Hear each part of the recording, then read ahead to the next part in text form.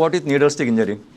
Needlestick injury is in a hospital setting, you are exposed to so many hazards. So in a hospital, तुका सुई तोपपाक शकता.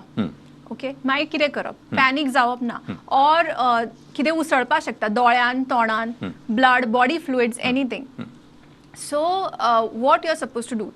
There are steps for this post-exposure management. कितें करप? First thing, do not panic. Okay.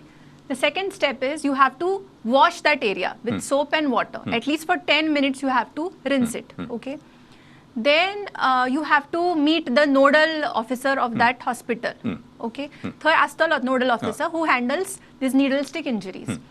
Then coming over to the next step, you have to take the first dose of PEP, that is post-exposure prophylaxis for HIV. Okay. Because you don't know, right? Correct. Patient it can be hepatitis B, hepatitis C, HIV. So you don't know. But तुका सुई तोपल्या आणि तुझाय status तुका खबर नसता, patientचाय status खबर नसता. So it's advisable within 72 hours you have to take the first dose of PEP, post-exposure prophylaxis. There are three drugs.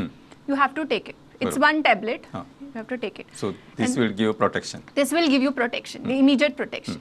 Then you have to check your blood test you have to do for yourself and the patient.